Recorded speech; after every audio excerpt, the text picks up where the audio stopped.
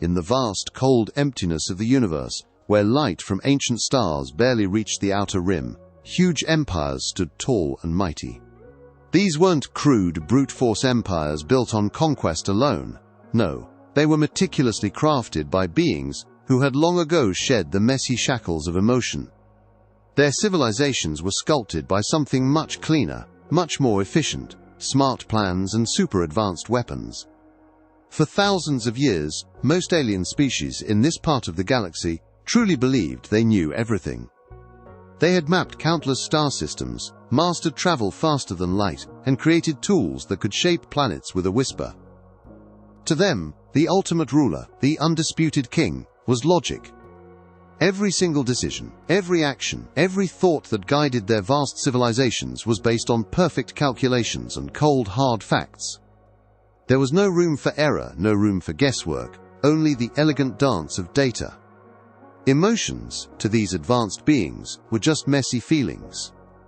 They saw them as unwanted noise in a perfectly tuned machine, like a tiny stone stuck in a giant smooth gear, threatening to grind it to a halt. They truly believed that feelings were fundamental weaknesses, inherent glitches that got in the way of perfect control and truly efficient operations. They thought that anger, for example, was nothing more than a loud, silly outburst, like a faulty alarm going off by mistake. It was something easy to ignore, or even better, something they could use against an enemy, because it made them totally predictable. If an enemy got angry, their actions became simple to guess, their movements telegraphed, easy to plan against. So when they first encountered humans, a relatively new, loud and incredibly perplexing species on the galactic stage, with all our wild, unpredictable feelings, they saw us as simple creatures. They thought we were easy to understand, easy to categorize, and even easier to control. A small, minor problem on their path to galactic order. My fixed feelings. They were incredibly wrong. So very, very wrong. The Galactic Council, the highest meeting of leaders where the smartest and strongest alien leaders met from across the cosmos, often talked about humanity. But mostly, it was with a slight, almost invisible tilt of a head, or a quiet chuckle that vibrated through their different forms. They just didn't get us. They couldn't fit us into their neat, logical boxes, no matter how many complex algorithms they ran. Human behavior always seemed to throw a wrench into their perfect predictive models. General Axiom, a highly respected and intellectually arrogant leader of the Xylosian Dominion, was one of the foremost experts on human psychology, or so his vast databanks assured him. The Xylosians were a race made of smooth, dark metallic bodies, gleaming like polished obsidian under the Council's holographic lights. They moved with silent, almost unnatural grace, their limbs bending in ways that humans would find unsettlingly precise. Their minds worked like perfect, super-fast quantum computers, always processing data, never feeling. They believed only in numbers, pure efficiency, and undeniable absolute logic. They saw feelings as bugs in a system, glitches to be removed, errors that needed to be patched out immediately. General Axiom would often give long, detailed speeches about human feelings in the council meetings, his voice a calm, smooth hum that was impossible to argue with. He would project holographic charts and graphs that mapped human emotional responses with meticulous precision. Our senses show very high levels of anger in this species, General Axiom would state, a faint, condescending hum underlying his words, especially when their personal space or resource acquisition is challenged. It causes them to act in ways that are demonstrably illogical, yet, paradoxically, their actions become very easy to predict. They abandon complex tactics. They become direct, less cunning. It is a very basic feeling, a primitive response, easily controlled by superior planning and intelligent strategy. His reports, filled with complex charts, showing predictable emotional spikes, rapid drops, and clear breaking points, were always met with satisfied nods from other alien leaders. They all believed they understood human rage. They thought it was just a loud, short burst of noise, like a child throwing a fit over a broken toy, something that would quickly burn itself out, leaving nothing but predictable fatigue. They saw it as a temporary weakness, a predictable flaw in human design, a statistical anomaly that could be planned for and exploited. They were so confident, they were almost bored. They even had a special, slightly condescending name for it, whispered among the high command, primitive rage. To them, it was just a quaint, interesting thing to study, like watching strange, loud animals in a controlled zoo enclosure. Nothing more. Just a simple feeling, a negligible variable compared to their advanced war plans and perfectly orchestrated attacks. They believed it was a factor to be calculated, categorized, and then promptly dismissed from serious tactical consideration. In their military training manuals, human anger response was a small, almost irrelevant footnote, usually found right after sections like optimizing energy rifle cooldown cycles and dealing with minor equipment malfunctions. To further prove their point, and to efficiently train their new recruits, they even developed special holographic training programs. In these simulations, their perfect, emotionless fighters, each a shining example of logical perfection, would easily defeat a rage-filled human. The simulated human would appear on the battlefield, charging forward blindly, making loud, irrational noises, completely ignoring tactics or self-preservation. It was a simple, direct, and utterly inefficient approach. And the Xylosian soldier, programmed for optimal response and maximum efficiency, would calmly step aside, use a simple, elegant move to disarm them, and then quietly subdue them with a precise stun. It was almost laughable how simple they thought it was. The Xylosian trainees would often emit soft, logical chuckles, which sounded like a series of quick, rhythmic clicks from their internal mechanisms at the predictable defeat of the raging human. Their computer simulations always ended the same way, the human falling down, defeated, their anger quickly fading like smoke into the wind, leaving nothing but fatigue and a clear, logical conclusion of failure. General Axiom would often use these simulations to show new Xylosian recruits just how easy human emotions were to handle. "See," he'd explain, pointing at the pathetic, falling human figure on the holographic display. "Predictable, manageable, inefficient, a tactical weakness to be exploited." He truly believed it. He was blinded by his own rigid logic, unable to see beyond the numbers on his datapads. This overconfidence, this deep-seated, unshakable belief in their own logical superiority, would soon prove to be their gravest miscalculation. This proud, false understanding of human emotion, built on faulty data and generations of overconfidence, came crashing down during what would forever be known as the Battle for Quadrant 7.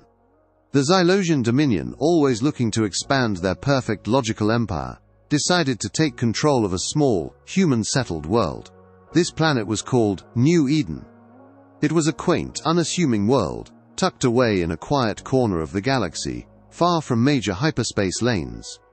It wasn't strategically important for grand military maneuvers, nor did it have massive resources like rare minerals or powerful energy sources. It was simply a stepping stone, a small piece of land that connected to bigger, more valuable areas they wanted to conquer. A minor acquisition. General Axiom himself chose to lead this operation. He saw it as a routine mission, a simple exercise in efficient subjugation. He wanted to show everyone, clearly and completely, how Xylosian logic could easily deal with human primitiveness and their messy emotions. It was going to be a simple, clean win, a perfect example for his tactical textbooks, a quick and efficient takeover, a flawless demonstration of Xylosian superiority that would surely earn him another commendation, and further bolster his impeccable record. His ground troops were the best of the best, a shining example of Xylosian engineering. They were tall, sleek, metallic beings, often standing over 8 feet, their dark alloy bodies gleaming like polished ebony under New Eden's gentle twin suns. Built for perfect movement and battle, they were silent, efficient hunters. Their bodies were made of a strong, dark alloy that no human weapon could easily scratch, designed to deflect energy blasts and resist crushing blows. Their movements were quick, silent, and incredibly precise, like perfectly oiled machines gliding across the ground without disturbing a single blade of grass. They had no emotions, no fear, no doubt, only pure data guiding their every action, every step, every shot. They moved like a wave of pure, cold efficiency, spreading through the human settlement, systematically sweeping through homes and workplaces, categorizing, acquiring, and neutralizing any resistance with detached, calculated precision. Their energy rifles hummed softly, a low, ominous sound that was more a warning than a threat, ready to stun or destroy, but usually just to ensure compliance. The humans living on New Eden were mostly quiet, hard-working people. They were farmers who worked the rich red soil, coaxing alien crops to grow under the twin suns, their days marked by the rhythm of the seasons. Others were small-scale miners who dug for common minerals in the mountains, their lives simple and honest, focused on community and family, on laughter and shared meals. They were peaceful, content with their quiet lives, their biggest worry usually being a stubborn irrigation pump or a dusty mine shaft. They had very basic defenses, mostly old energy rifles that didn't pack much punch, inherited from early settlers who'd arrived centuries ago, and a few outdated vehicles that looked like they belonged in a museum, relics from a simpler time when humanity was still dreaming of the stars. They were completely outmatched by the Xylosians' overwhelming power and cold precision. The Xylosian invasion was less a furious battle and more a quiet, logical takeover, a slow, inevitable squeeze, like a cold, metallic hand closing around a delicate, vibrant flower. General Axiom watched from his orbiting command ship, the Logic's Edge. It was a giant vessel, dark and shiny like a perfectly polished blade, silently cutting through the void of space. Its bridge was a silent hum of efficiency, glowing data streams running across transparent consoles. On his main view screen he saw his forces move through the human town with methodical efficiency. They were taking over buildings one by one, calmly rounding up the few human defenders who dared to offer resistance. Everything was going smoothly, efficiently, exactly as his data and battle plans had predicted. He even felt a rare sense of quiet satisfaction, a small hum of logical contentment that resonated through his metallic frame. Another perfect, logical mission completed, ready for the next phase of his career.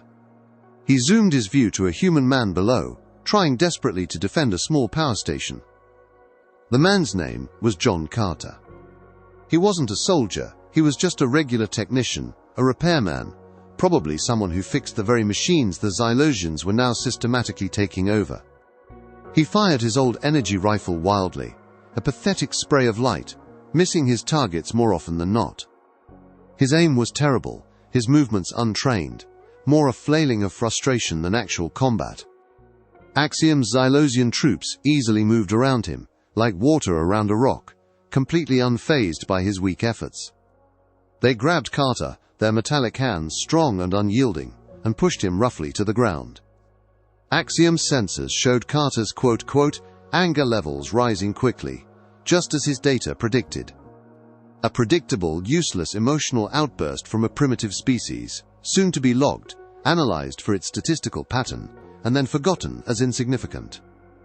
Observe the human male, Unit 734. General Axiom ordered one of his small, spherical analytical drones hovering near his console.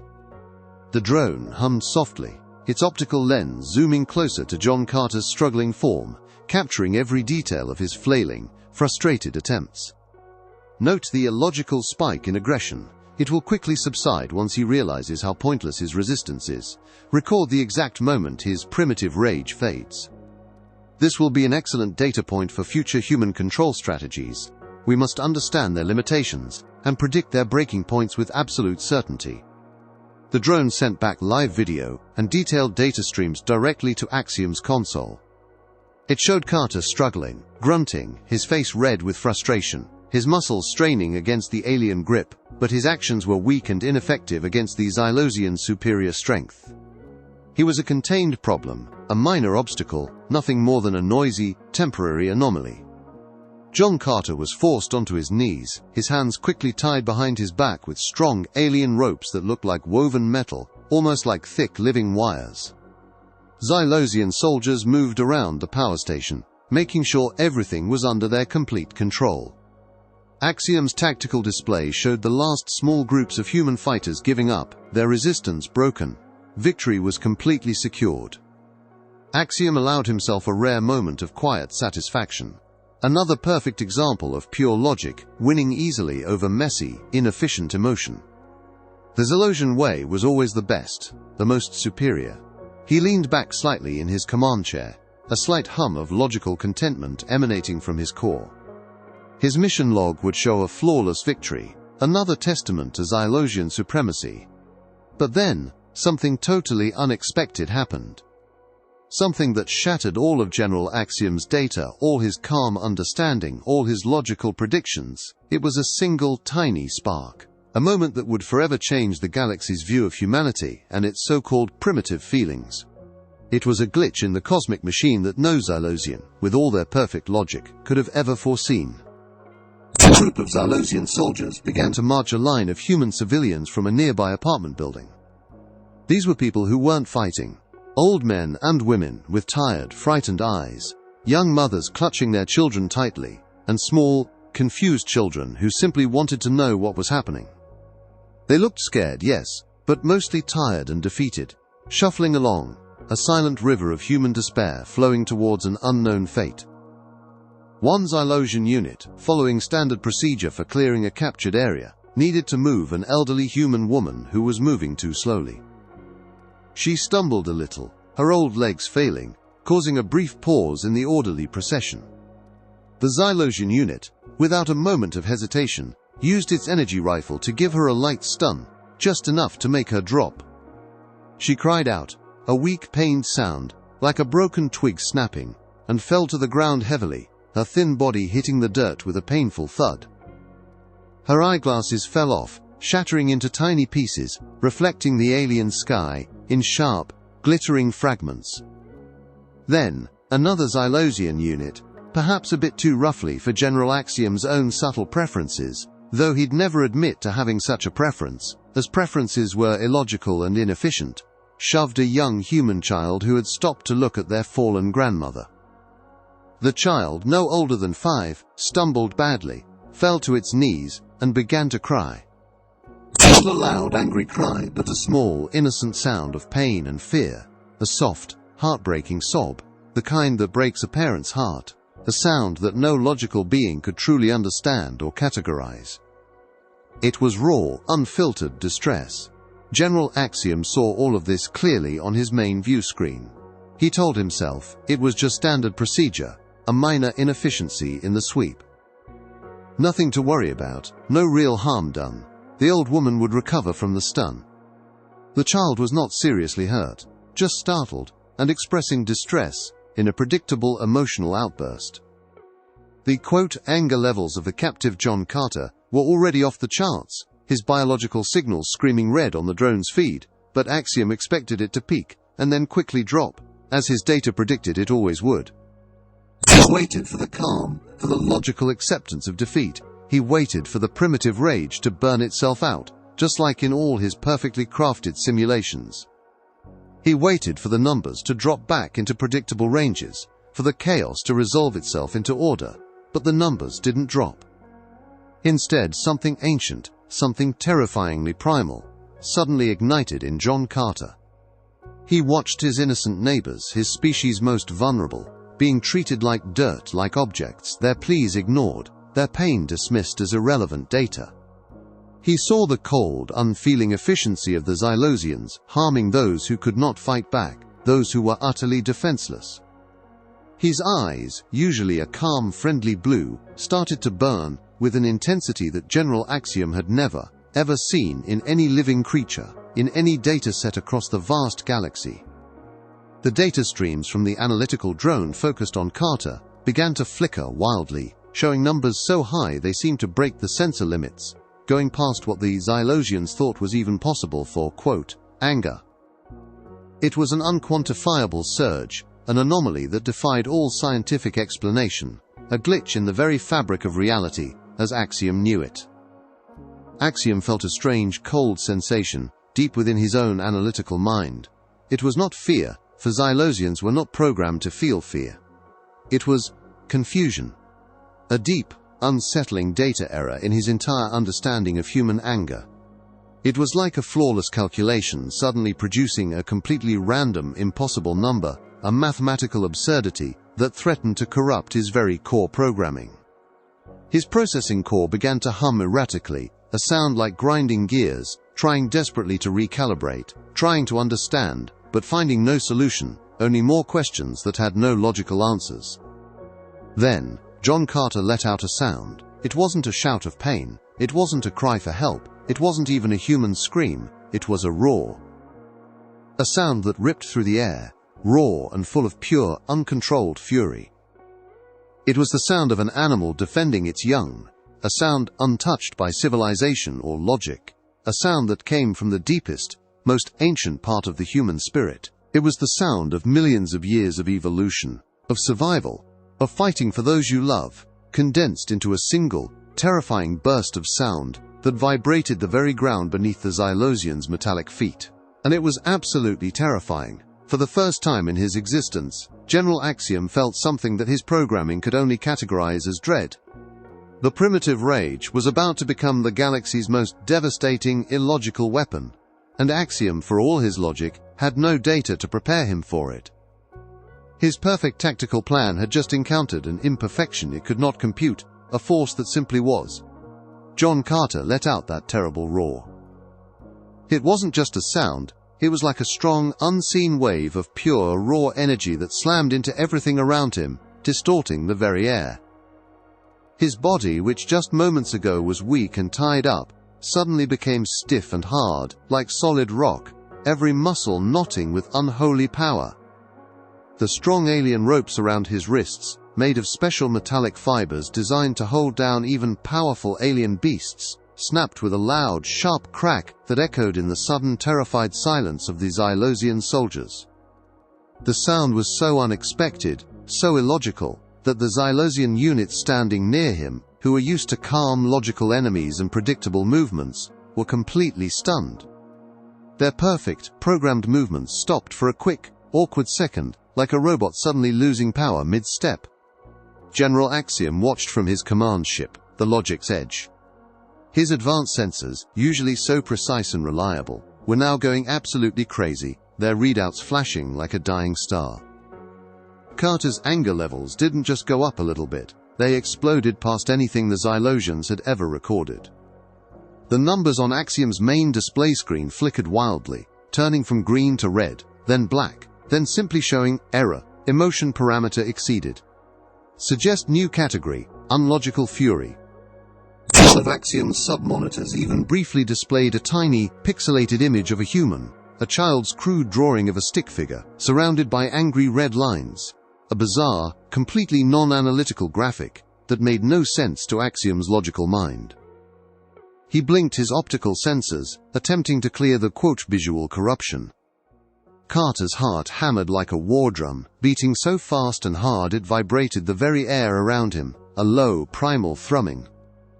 His muscles tightened like strong steel cables, ready to break anything, shatter anything. His eyes, those normal human eyes that were usually a calm blue, now glowed with an animalistic fire, a fierce burning light Axiom had never seen before. A light that seemed to burn with the heat of 1,000 suns, purely illogical. This was not the simple anger Axiom had studied in his endless data files. This was something else entirely, something ancient. Something terrifyingly real and utterly beyond computation. John Carter moved. He didn't use any fancy fighting moves he learned in some martial arts class. He didn't have a weapon in his hands. He just moved with a wild, unstoppable power, like a runaway train derailed and barreling through a city. The first Xylosian soldier, a tall metal unit, tried to block him. It made a perfect, logical defensive move, raising its metallic arm in a trained guard. But Carter didn't hit it with a small, measured punch. He hit it with his whole body, throwing himself forward in a desperate, powerful push, fueled by pure, burning rage. The Xylosian, designed for smooth, graceful combat, was completely thrown off balance. Its heavy, metallic body hit the ground with a loud, ringing clang, sliding several feet across the dusty floor. It landed in a heap, its internal systems reporting, impact detected, balance protocols compromised, recalculating optimal standing position, error, error. It looked almost cartoonish in its surprise, its optical sensors spinning in confusion. Before the Xylosian unit could even start to get its many limbs back under control, Carter was on it. He didn't try to kill it with a precise, military strike. He just grabbed its metallic arm, twisted it hard, and with a horrifying crunch, he tore the limb clean off. The sound of rending metal was sickening. The Xylosian unit, designed to feel no pain, only registered structural damage, critical, loss of limb, unacceptable, re-evaluate human strength parameters. Query: how does organic life generate such torsional force without external augmentation? It tried desperately to analyze this impossible situation, its internal processes spinning wildly, emitting a high-pitched whine. But Carter was already moving, like a blur of pure fury, a living missile aimed at his next target. He quickly turned to the next Xylosian soldier, the very one who had roughly pushed the young human child. Carter's face was a mask of pure, uncontrolled fury, his teeth bared like a wild animal's. His breath came in ragged, hot bursts, like steam from an angry beast. He moved with a sudden, unbelievable burst of speed that completely surprised the logical Xylosian unit. He calculated his speed based on his size, mass, and typical human biological output, but it was wrong, so wrong. He grabbed its head, not with skilled martial arts moves, but with desperate, crushing strength, his fingers digging into the hard alloy. He slammed its head against a nearby concrete wall, again and again, with sickening wet thuds, until the tough metal casing of its skull cracked and bright, blue sparks flew out like fireworks on a stormy night. The Xylosian unit went limp, its optical sensors, which were its eyes, slowly dimming like dying lights. It was offline, completely. Axiom's drone briefly registered, unit offline, cause blunt force trauma, improvised human weapon, organic appendage. General Axiom's analytical drone was still sending back live video and data, but Axiom couldn't make any sense of it. Carter's movements were completely illogical, defying all known physics for a creature of his size. His attacks were not efficient or planned. They were pure, raw, destructive chaos. He wasn't using strategy, he wasn't conserving energy, he was simply destroying. With his bare hands. The drone's reports flashed terrifying warnings. Unquantifiable force output, meaning force too big to measure, and extreme biological resilience, meaning the human body was holding up to impossible damage, far beyond what it should. One Xylosian analyst on the Logic's Edge even reported a flicker of panic in its voice synthesizer. The subject appears to be defying standard Newtonian physics. Suggest recalibration of all observational instruments, or perhaps a defect in our perception module. This data is impossible. More Xylosian soldiers quickly came forward, their sleek forms glinting. They were trained for every kind of combat, every known enemy, from laser-wielding beasts to stealthy assassins. They raised their energy rifles, aiming to stun or stop the human. Their internal systems calculated trajectories, energy output, and optimal strike zones. But Carter was too fast, too wild, too full of raw, burning power. He didn't try to dodge their shots in a fancy, trained way. He just charged directly through their energy blasts, roaring as the powerful beams grazed his skin and scorched his clothes. He ignored the burning pain, pushing through it as if it were a gentle breeze, his body seeming to briefly shimmer with an inner heat. He was like a force of nature, a raging storm of pure, unthinking violence. Nothing, it seemed, could stop him. He slammed into a group of 3 Xylosians, a blur of motion and raw fury. One tried to hit him with its rifle butt, a standard disarming maneuver. Carter simply caught the rifle, not to take it, but just to twist it with impossible strength. With a loud, groaning shriek of tortured metal, he bent the strong rifle into a useless, twisted piece of junk. It looked like a pretzel. The Xylosian unit holding it registered, weapon integrity 0, unrecoverable. Then, with that bent rifle, he used it like a crude, heavy club, smashing another Xylosian soldier's knee, making the metallic unit fall down with a clang.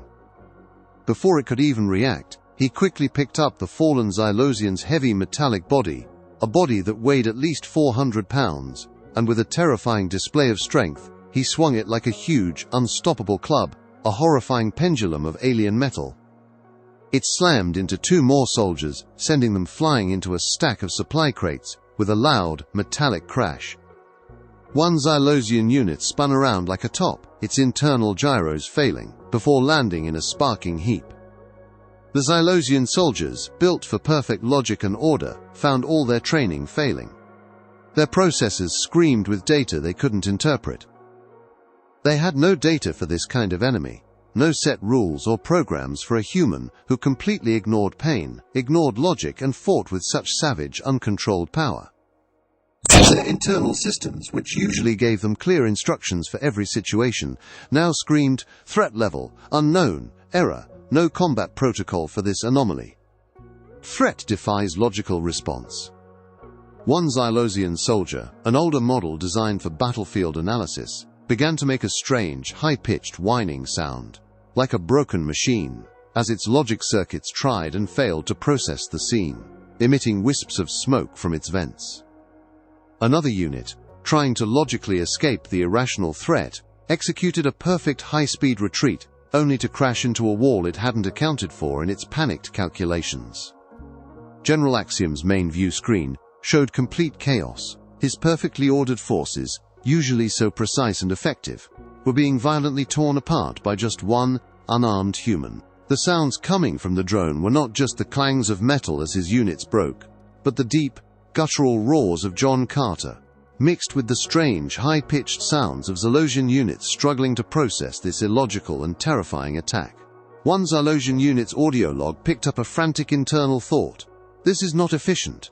Why is he not following expected attack patterns? Where is the weapon? The illogicality is distressing. My core processors are overheating. He is not using weapons." Axiom's voice, usually so calm and emotionless, was now filled with a strange, almost fearful tone, a rare, almost imperceptible tremor in his vocalizer. He was struggling desperately to categorize what he was seeing, to fit it into any known framework. He is using his body, his rage. His perfectly logical mind, designed for cold data, could not compute the raw, destructive power of an emotion. It was like trying to measure the color of wind or quantify the taste of silence. His internal systems gave him no viable response. The Xylosian soldiers on the ground, for the first time in their programmed lives, felt something akin to confusion, then deep, unprogrammed hesitation. They were built to fight, to conquer, but not like this. Not against a being that seemed to be powered by pure, burning emotion, a force they could not understand or counter. Their logical processors gave them no next steps, no viable solutions. Their perfect formation broke, and they started to fall back, not because of clear orders from Axiom, but because of a basic, unprogrammed need to get away from this illogical, terrifying force. It was pure instinct overriding their millennia of programming. They were running from a human. John Carter, his body bleeding from countless cuts and scrapes, his clothes torn to shreds and smoking from energy blasts, stood alone over the broken, sparking Xylosian units. The ground around him was littered with shattered metal, loose wires, and the silent, unmoving forms of the defeated. His chest heaved, his breaths were ragged and loud, like a furnace roaring to life. But his eyes still burned with that same fierce, primal fire. He looked at the remaining Xylosian soldiers, those who had hesitated and retreated, and in his eyes they saw not a man, not a technician, but a terrifying, ancient predator. The primitive rage had turned a simple civilian into something far more dangerous than any weapon, any tank, any logical army. For a long moment, silence fell over the devastated power station, broken only by Carter's heavy breathing and the faint crackle of dying Xylosian circuits. He was exhausted, near collapse, but the furious light in his eyes held strong. He stood, defiant, daring any remaining Xylosian to approach. The surviving Xylosians just stared, frozen in place, their optical sensors unable to process what they had witnessed. This was not war as they knew it, this was chaos. And it was born from a feeling they had always dismissed as, quote, primitive. One Xylosian unit, still partially functional, tried to issue a final, desperate report. Threat neutralized. No. Threat still active. Threat illogical. Requesting. Understanding.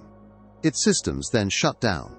The silence that fell over New Eden was heavy, thick with the metallic tang of ozone and the acrid scent of scorched earth. John Carter finally crumpled to his knees, his fury slowly receding, leaving behind only bone-deep exhaustion and a body screaming in agony. His chest heaved, ragged gasps tearing at his throat, but the burning light in his eyes, though dimmed, still smoldered. He looked around at the wreckage, scattered metallic limbs, dented Xylosian torsos, and the wide, unblinking optical sensors of the downed units staring blankly at the sky. He had done it, he had protected them. The surviving human civilians, who had huddled in terror, now slowly emerged, their faces etched with shock, confusion, and a burgeoning awe. A small child, the one John had seen shoved, cautiously moved away from its mother, its little fingers pointing. "Papa," it whispered, not at its father, but at John Carter, who looked more monster than man, covered in dust, grime, and alien oil.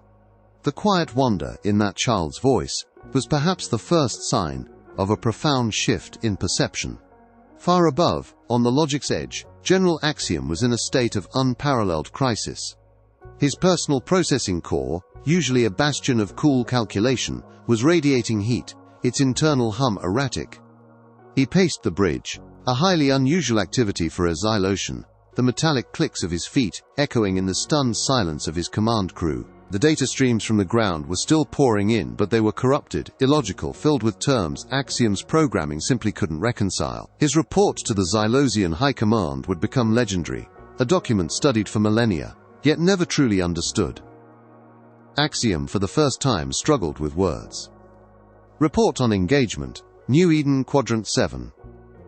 Axiom's voice synthesizer was strained, almost hoarse. Initial parameters: standard subjugation, expected resistance, low. Predicted primitive rage manifestation, predictable, manageable. Actual outcome, failure, catastrophic. Root cause, anomaly designated, unquantifiable emotional energy. He projected the drone footage of John Carter's rampage onto the Council's main screen. The images were jarring to the assembled logical minds. A raw, unarmed human, destroying advanced military units with grotesque, inefficient violence. Our sensors recorded force output exceeding structural integrity of Class 3 alloys. Axiom continued, his voice regaining a semblance of control through sheer force of will, with no discernible weapon. Subject endured multiple energy bursts with minimal effect. Standard stun protocols were ineffective. Disarming maneuvers were reversed. Our combat algorithms produced recursive errors. One unit reported, "This is illogical. Why is he not following expected attack patterns? Where is the weapon? The illogicality is distressing. My core processors are overheating." Axiom projected a data overlay, showing the impossible spike in Carter's anger levels. The data clearly indicates a biological state exceeding all known physical and emotional limits. We theorized rage as a temporary energy burst. We were incorrect. This was a sustained, escalating phenomenon. We recorded biological resilience that defies established physics. The subject's eyes, he paused, the metallic click of his thoughts audible. They reflected an internal supernova. Illogical, yet undeniably powerful. We have no mathematical constant for vengeance, no quantifiable data for protection of the innocent. This primitive rage is not a weakness. It is a weapon, and it is illogical, therefore, cannot be countered by logic. His core recommendation sent a ripple of bewildered clicks through the council chambers. New protocol: avoid all direct engagement with human populations when their vulnerable units or innocent dependents are present. Probability of primitive rage activation is 98% under such conditions, with catastrophic, unquantifiable results. Retreat is the highest logical response when facing such an illogical threat. He concluded, we must re-evaluate all human interaction parameters. Their strength is not where we sought it. It is in the very emotions we dismissed as weaknesses. News of the rage of New Eden spread like wildfire across the galactic networks. Initially, other logical alien races scoffed, dismissing it as Xylosian incompetence, a rare lapse in their usually flawless campaigns. But then, similar, inexplicable reports began trickling in from their own scout fleets and observation teams, who had observed humans in other, less direct engagements. Stories of human colonists pushing through impossible odds, defending their families against technologically superior foes, their eyes burning with that same inexplicable fire. A stoic warrior race known as the Cathar, who valued honor and combat prowess above all else, were fascinated, yet deeply unsettled. Their own warriors fought with disciplined precision. The idea of unarmed, raw emotional power was alien to them. They quickly developed human rage contingency plans that involved simply avoiding conflict entirely if human civilians are present. Their strategy guides now included a new, alarming section. Note: when engaging human targets, ensure no non-combatants are within visual or auditory range. The primitive rage response negates all known combat protocols and may result in the illogical self-destruction of engaging units. A diplomatic race known as the Luminarians, masters of psychic communication and emotional resonance, tried to open emotional understanding channels with humans. They believed they could calm this rage with their empathic abilities, but their attempts were met with overwhelming mental feedback. Their most skilled telepaths reported a chaotic, burning energy, a psychic scream that caused them to flail and temporarily lose their mental control, their crystalline forms vibrating violently. They could not process the depth of human love, loss, and fury. One Luminarian ambassador, after a brief telepathic link with a human, spent 3 cycles emitting only random bursts of illogical laughter and sobs before regaining composure. New galactic laws and warnings were issued, passed down from the Council with unprecedented speed. Human sectors are to be approached with extreme caution. Avoid all triggers related to vulnerable units or innocent dependents. Probability of primitive rage activation is 98% under such conditions, with catastrophic results for logical units. All exploration and colonization protocols in human-controlled space must be reviewed. Galactic navigational charts were updated with new, red-coded zones around human planets, marked, quote, "Caution, high probability of illogical threat." Humanity was no longer dismissed as primitive. They became an enigma, a force to be feared not for their limited weapons or their small fleets, but for their unbreakable spirit and terrifying emotional depth. They were seen as an unpredictable variable, a chaotic element in a universe that craved order. Their strength was no longer measured in technology, but in the raw, untamed power of their feelings. The galactic narrative shifted. Humans were not just primitive. They were the raging ones, a species that had found its greatest weapon not in advanced technology, but in the very emotions others dismissed as weak. And for the first time, the logical universe felt a cold, illogical shiver of uncertainty.